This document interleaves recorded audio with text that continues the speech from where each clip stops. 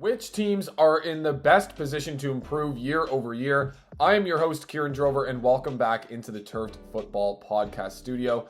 Now that the NFL draft and, of course, NFL free agency are long over, and it's the dull points of the offseason, I'm going to be breaking down which teams I thought had the best offseason. 4 teams on today's podcast. Stick around and see if your team improved the most amongst their peers in this year's NFL offseason. 4-3. Blue 58! Blue 58! For our first team, let's head to the NFC North, where the Chicago Bears, forget player signings, draft picks, made the biggest move of the NFL offseason, adding head coach Ben Johnson, the former offensive coordinator for the Detroit Lions. Bears quarterback Caleb Williams' biggest problem during his rookie season was that he didn't play in structure often enough. Granted, the offensive system wasn't great, but for a player who was uber confident as a college football star, he was too afraid to pull the trigger in 2024 and trust his eyes. Luckily for him, Ben Johnson is the Bears' new head coach, and Jared Goff became a top 5 to 10 quarterback in football while playing within Johnson's system over the past couple of seasons. Williams is still a very talented football player, and when he learns to trust what Johnson is scheming up for him, then he can occasionally sprinkle in the wow plays and become a top-tier quarterback. This is the perfect fit because Johnson's offensive system is arguably the strongest in football, and Williams needs to start playing according to the system. Sure, the Bears' offensive line was not great, but sometimes sacks are a quarterback stat as well. Williams' 28.2% pressure to sack ratio ranked dead last in the NFL last season, amongst quarterbacks who played at least 50% of their team's dropbacks. The next worst, significantly better, Baker Mayfield at 24.4%. With that said, the Bears drastically improved the interior of their offensive line this offseason. In trades with Kansas City and the Rams, they acquired Joe Thuney and Jonah Jackson to play left and right guard, while signing former Atlanta Falcons center Drew Dahlman to play center. I also expect the Bears' offensive personnel to change. After playing 11 personnel, so 1 running back and 1 tight end, 72% of the time in 2024, 6th most, they drafted Michigan tight end Colston Loveland with the 10th overall pick, pairing him with Ben Johnson, whose Lions ran 11 personnel only 54%, 24th most of the time in 2024. So moving forward, I'd expect a lot more 12 personnel, especially with Cole Kmet still being on the Bears roster. That is 1 running back, but 2 tight ends. The Bears also drafted Luther Burden in the 2nd round, who will play primarily from the slot and add youth to the position after Keenan Allen was not re-signed last season. Very similar player to DJ Moore, who will play mostly outside for Chicago in 2025. Lastly, the Bears decided on defense they needed to improve their run defense, which allowed 4.8 yards per carry, tied for 3rd worst in the NFL. As a result, the Bears went out and acquired multiple long, strong, and versatile defensive linemen who are hard to move at the point of attack. The team drafted Shamar Turner in the 2nd round from Texas A&M and signed Dio Odangbo to a 3-year, $48 million contract from Indianapolis. And perhaps the most exciting free agent signing for Chicago this offseason, adding Falcons' legendary defensive tackle Grady Jarrett to a 3-year, $43.5 million contract. Caleb Williams can make big-time throws and scramble with the best, but to be a successful NFL quarterback, you must be willing to complete 7 to 8 yard throws consistently and take what the defense is giving you. And then, on occasion, sprinkle in the plays that are impossible to defend and even harder to create, which Caleb can. But with some patience and some buy-in, the Bears have found their franchise quarterback. Next on my list is the Denver Broncos, a 10-7 surprise wildcard team from a season ago who relied heavily on their defense. But what's the old saying? The rich get richer, and that's exactly what Denver did on the defensive side of the ball this offseason. In 2024, the Broncos' spectacular defense was led by Defensive Player of the Year Pat Surtain II, who was easily the league's best cornerback. And the team led the NFL in sacks by a large margin, recording 63, while the next best team had 54. As a result, the Broncos allowed just 18.3 points per game, which ranked 3rd best in the league. All of this, well, that came while playing in a division that includes both Justin Herbert and Patrick Mahomes. But they didn't rest on their laurels this offseason because they added multiple playmakers to both the 2nd and 3rd levels of their defense, and it started with adding a pair of often injured but talented defenders from San Francisco. Linebacker Dre Greenlaw and safety Talanoa Hufanga, Hufanga only played 17 games total over the past 2 seasons, but in 2022 he was a first-team All-Pro and he just turned 25 years old in February. Both these players signed deals south of $40 million for 3 years each, so they're getting these players on low-risk, potentially really high-reward contracts. And then in the draft, Denver added one of the best players in the class by selecting cornerback Jahdae Barron from Texas. He projects as a versatile rookie defender who can play in the slot, while Surtain and Riley Moss do their thing on the outside. He has the ability to match up with tight ends in man coverage and can play in the box as a run defender if needed. Considering the Broncos need to face Travis Kelce and Brock Bowers twice a year, and then Mark Andrews or Dalton Kincaid in the playoffs, Barron will be a valuable member of their defense on day one. Not to mention, Greenlaw was one of the best matchup linebackers in the NFL before tearing his Achilles in the Super Bowl, so he and Barron will make it very difficult for teams to throw over the middle of the field, and it's certainly not easy to throw outside the numbers against Denver either. On the offensive side of the ball, the Broncos chose to add an offensive weapon in the draft, addressing their running back situation by not reaching for Omarion Hampton in the first round, and instead taking the best player available, Barron, before eventually taking RJ Harvey from UCF in round 2. He's already 24 years old, but he was one of the most productive running backs in college football last season, on top of being arguably the most athletic and explosive. At 5'8", 205 pounds, he recorded a 38-inch vertical and 10-foot, 7-inch broad jump at the NFL Combine, and don't forget a 4.4-second 40-yard dash. NFL legend Maurice Jones-Drew had him ranked above Hampton in his rookie running back rankings ahead of the draft. With quarterback Bo Nix only getting more comfortable in the NFL and more familiar with Sean Payton's system, the Denver Broncos, led by their defense, are going to be a force for years to come. Ranked number 3 on my list, let's go back to one of the most exciting divisions in the National Football League, and that is the NFC East with the New York Football Giants. Let's be honest, no matter what the Giants did this offseason, they likely weren't going to be in a position to win the NFC East next season. They are definitely worse than all of the Commanders, Eagles, and Cowboys, and that will likely remain the case until they find their next franchise QB. So not reaching for a QB at number 3 in a weak class was smart, and so was not locking themselves into any long-term contracts in free agency, which they didn't. Teams like the New England Patriots, for example, were in better position to do that because they believe Drake May is their franchise quarterback.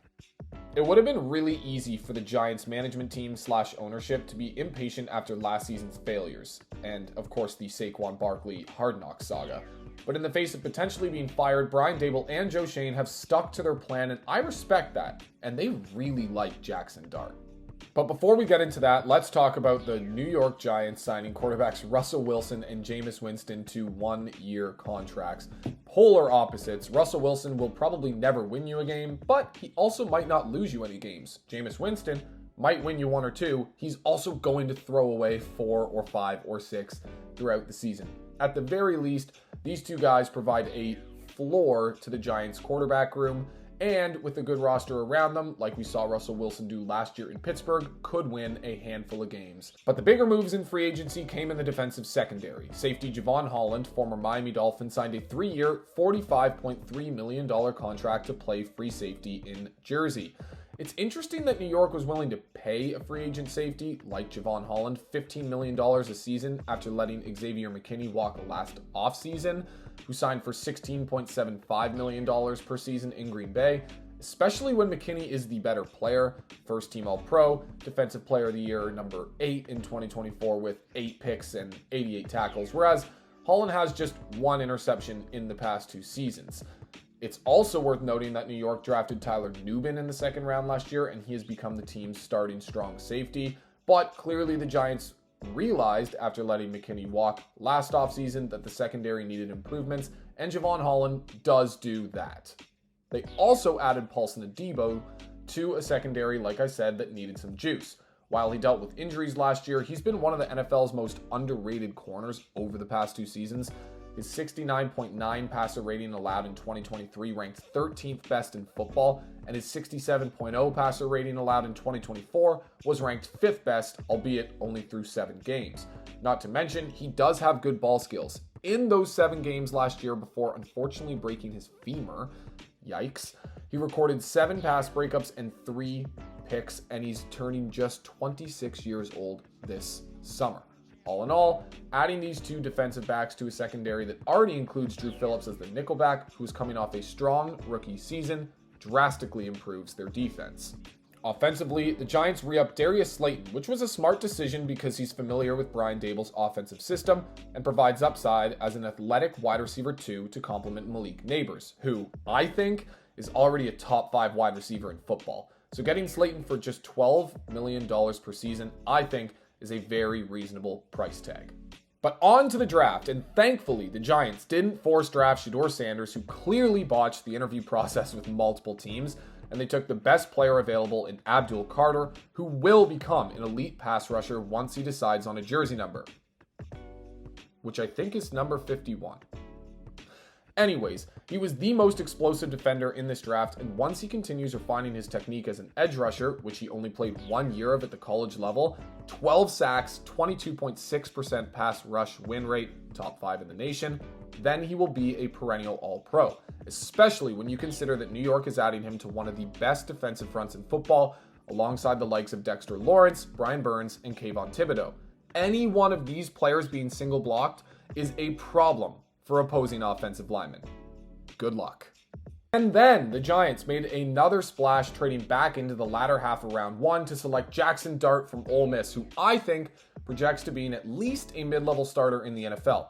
Lower ceiling, but high floor. With the right weapons surrounding him and Daboll as the head coach, I think Dart can win some games, like we saw from Daniel Jones and Daboll in 2022 when Jones was playing like a mid-level starter. After that, Jones got injured and the Giants pretty much imploded, but I think Dart is a better football player than Jones. Now, it's been less than 3 weeks since the draft, but all reports have been positive on Dart, and I think that his style of play at Ole Miss projects well to Daboll's system, which relies heavily on play action and throwing the deep ball. Similar to what we saw when Daboll helped develop Josh Allen in Buffalo as the offensive coordinator. Dart, according to PFF, had a 92.6 deep passing grade, which is throws of 20 or more yards downfield, with an average depth of target at 11.9 yards. Moving along, the Giants drafted Toledo defensive tackle Darius Alexander with the 65th overall pick in the 3rd round. He's a penetration style 3-tech who is super long, super athletic, super disruptive, and I think was a great value selection. He can also play the 1-tech, but will certainly complement Dexter Lawrence at 3-tech really, really well. Then, in the 4th round, at 104th overall, the Giants drafted running back Cam Skattebo from Arizona State. He is the definition of a football player who can do it all, and again, is a good compliment, not to Dexter Lawrence, but to last year's rookie Tyrone Tracy out of the backfield. Just watch Skattebo's playoff game versus Texas, and you'll realize how versatile he is. 605 receiving yards last year on top of almost 2,000 on the ground. Then, in the 5th round, 154th overall, the Giants took Purdue right tackle Marcus Bowe. Daniel Jeremiah had him ranked in the top 50 across the entire class. They got him at 154th. He's undersized but extremely athletic, and I think can be the day 1 right guard over Greg Van Roten, who struggled last year, if he's able to have not only a strong rookie minicamp, but OTAs, and of course, training camp and pre-season. Patience is a virtue, and that sums up the Giants offseason. Not using a future first-round pick to acquire Dart was key, and if he doesn't work out, then Daboll and Shane are fired, and the Giants can look to next year's strong quarterback class headlined by Arch Manning to slot into an already talented roster that's getting better by the day. Shout out Abdul Carter. On to the 4th and final team on my list, the Buffalo Bills. Bill Belichick always said that one of the most important things that a coaching staff and general manager can do is self-scout. The ability to assess the players that you see on the field and off the field each and every day. So the first order of business for the Bills this offseason, re-upping a handful of their very key starters. Kicking it off was wide receiver Khalil Shakir, who signed a 4-year, $53 million contract extension. He is one of the best pure slot receivers in the NFL, and he ranked 3rd in the league with 597 yards after the catch last season. Then, linebacker Terrell Bernard, 4-year, $42 million contract. He is their middle linebacker. He wears the green dot. He is the undisputed leader of the defense. Up next, Greg Rousseau, 4 years, $80 million contract. Certainly came below what people were expecting him to have signed for. He's an elite run defender with plus upside as a pass rusher at just 25 years old. Finally, Josh Allen, a 6-year, $330 million contract. The MVP sticks around in Orchard Park through 2030. He is now the highest paid quarterback in NFL history, to be surpassed soon, but in terms of guaranteed money as of right now. Then, Christian Benford. This came a little longer after people were expecting, but a 4-year, $69 million contract makes him just the 19th highest per year paid corner in the NFL, despite, in my opinion, being a top 5 cornerback in the sport. 10 coverage snaps per target, 4th best. 15.8 coverage snaps per reception, tied for 4th best. And he can tackle. His 4.1% missed tackle rate ranked 2nd best in the league in 2024, behind only the Defensive Player of the Year from Denver, Pat Surtain II. But the Bills still wanted to improve their defense, and for good reason. I saw an interesting stat online that Philly's defense was able to stop Kansas City on 10 different drives in the Super Bowl. But Buffalo's defense hasn't made 10 stops versus Kansas City in the playoffs across the 4 times in which they've played combined.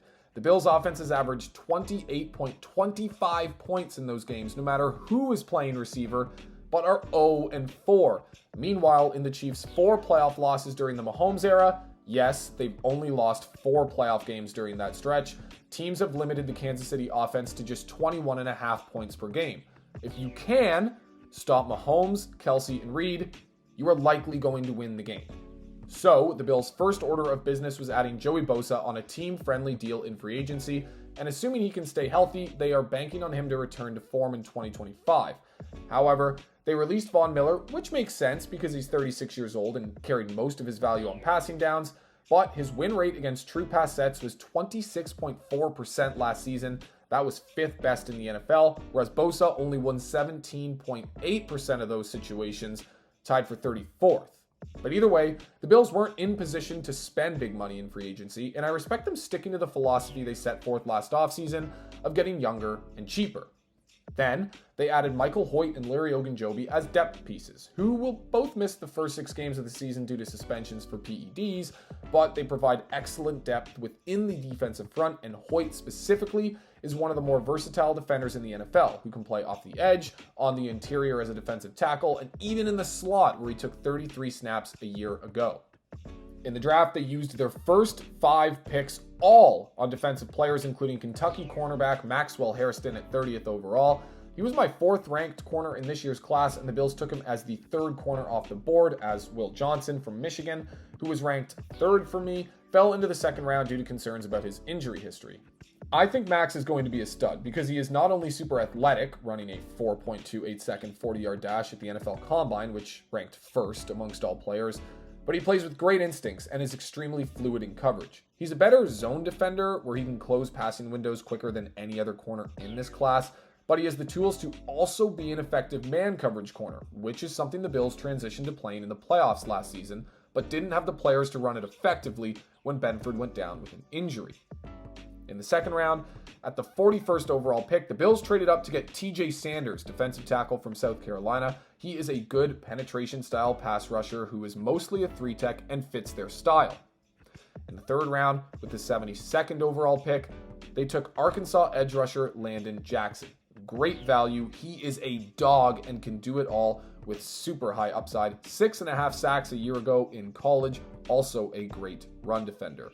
Finally, a more polarizing pick, Deon Walker, 109th overall in the 4th round. He had a bad 2024, but was dealing with back issues. In 2023, he looked like he could potentially be a surefire 1st round, even top 15 pick. He is a freak at 6'7", 331 pounds. Despite that, you should see the way he moves for a big defensive tackle. For Buffalo, it feels like none of this matters until it's the middle of January and they're back to Arrowhead Stadium in the AFC Championship game or AFC Divisional round playing Patrick Mahomes and the Kansas City Chiefs. But I really like their offseason, and I do think they needed to improve on defense while getting younger. They certainly did that in the draft. We'll see if players like Joey Bosa can make a significant impact, and finally push the Buffalo Bills over the hump.